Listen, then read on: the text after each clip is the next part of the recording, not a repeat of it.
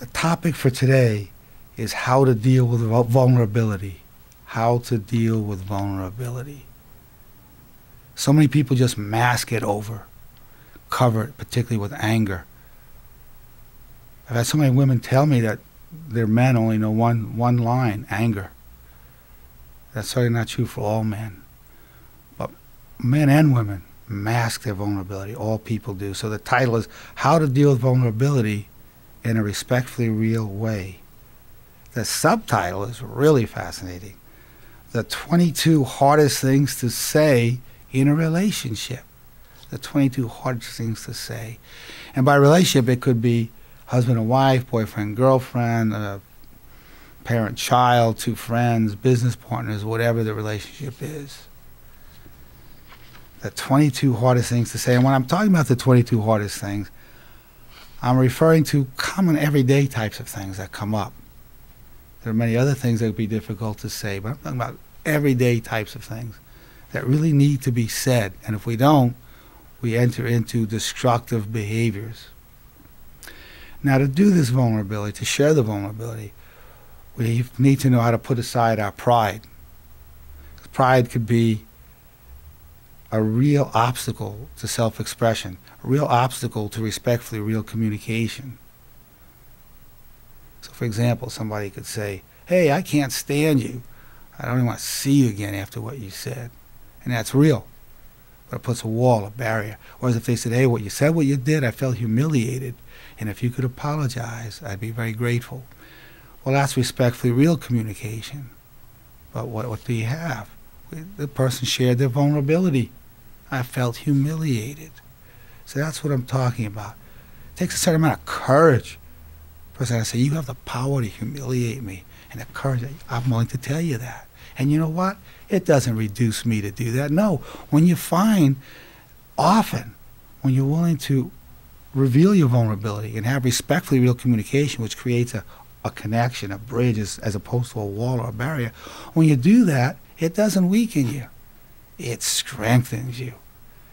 Hiding the vulnerability is what will weaken you more than anything else. So we're talking through respectfully real communication with vulnerability, through words and action. And this is all prefaced on a basic underlying assumption, which is you have the right to be your real self. You have the right to be your true self. That's fundamental. If you don't believe that, you're never going to want to say any of these things that I'm going to share with you, and you won't benefit from this.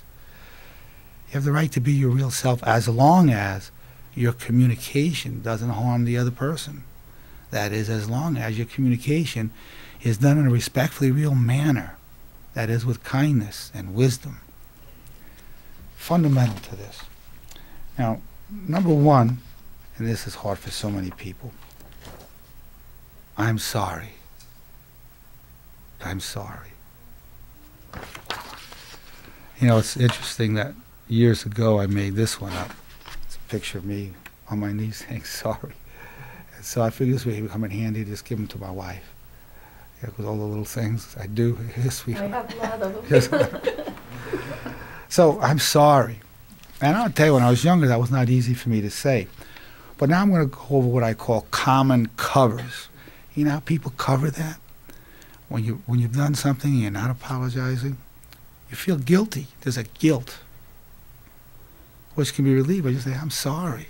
You can say, I'm sorry to the person. And you can say, Lord, I'm sorry. Please forgive me. I'm sorry. So that way we release the guilt. But now there's another thing. If you don't apologize, guess what people do? They go and justify the wrong they did. They build up a case and they got to keep feeding it. You did this, you did that, I didn't do anything wrong. Boom, boom, boom, boom, boom. And you can save yourself all that energy, all that tying up, that mental energy, and all the aggravation that goes with it, and the stress, psychologically and physiologically. The other thing that will happen if you don't apologize, you're going to start accusing, you're going to counteract.